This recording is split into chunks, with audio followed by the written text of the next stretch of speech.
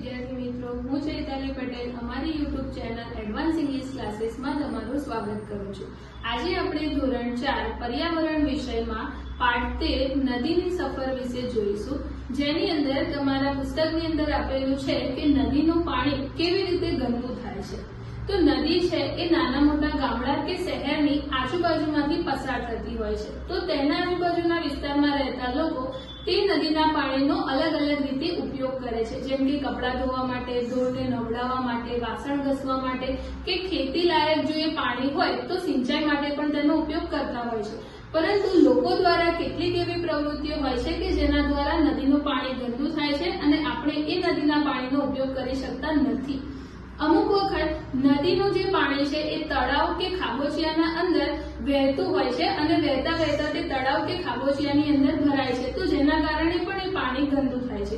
તો અહીંયા આપણે એક પ્રવૃત્તિ કરવાના છે કે જેના દ્વારા તમને ખબર પડશે કે કયા પ્રકારની પ્રવૃત્તિના કારણે નદીનું પાણી છે એ ગંદુ થાય છે। તો અહીંયા આપણી પાસે કેટલીક સામગ્રી છે, જેની અંદર છે હળદર, લીંબુ, સાબુનું પાણી અને દાળ। તો આપણે વારાફરતી આ ચારેય વસ્તુને આ 4 પાણીના ગ્લાસમાં નાખીશું, તેને હલાવીશું અને જોઈશું કે કઈ પ્રવૃત્તિ દ્વારા પાણી જે છે એ ગંદુ થાય છે અથવા તેનો કલર બદલાય છે અને કેટલીક એવી વસ્તુ હશે કે જે પાણીના તળિયે બેસી જાય છે।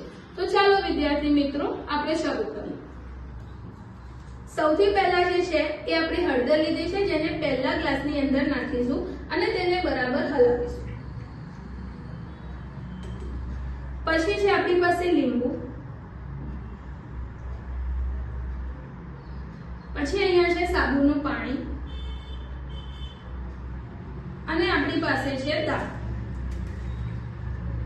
તો તમે જોઈ શકો છો કે ચારેય ગ્લાસની અંદર આપણે જે અલગ અલગ વસ્તુ નાખી હતી તેની અંદર અમુક પાણીનો કલર બદલાયો છે, અમુક જે વસ્તુઓ છે પાણીના તળિયે બેસી ગઈ છે અને અમુક વસ્તુઓ નાખવાથી પાણીનો કલર બદલાયો નથી। તો આ ચારમાંથી એવી કઈ વસ્તુ જે છે જે પાણીના તળિયે બેસી ગઈ છે? દાળ। Very good. તો દાળ જે છે એ વજનમાં કેવી છે? ભારે છે, એટલે કે ઘન વસ્તુઓ છે એ પાણીના તળિયે બેસી જાય છે। પછી તમે જોયું કે હળદર અને સાબુનું જે પાણી છે એને આપણે ગ્લાસની અંદર નાખ્યું તો શું થયું? પાણીનો જે કલર હતો એ બદલાઈ ગયો અને લીંબુ હતું એ આપણે પાણીના ગ્લાસની અંદર નાખ્યું તો શું થયું?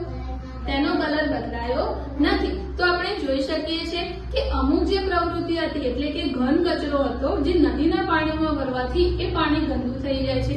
કેટલીક એવી પ્રવૃત્તિઓ છે જેમ કે વાસણ ધોવા, કપડાં ધોવા કે ઢોર અને નવડાવવા, જેના કારણે પણ પાણી ગંદુ થઈ જાય છે। તો એ નદીનું પાણી આપણે ઉપયોગમાં લઈ શકતા નથી। જો આપણે પાણીને વ્યવસ્થિત રીતે યુઝ કરીએ અને સારી રીતે આપણી પ્રવૃત્તિઓ છે એને આપણે કરીએ તો એ નદીનું પાણી ગંદુ થશે નહીં અને નદીઓ જે છે એ પહેલા જેવી ચોખ્ખી જ રહેશે।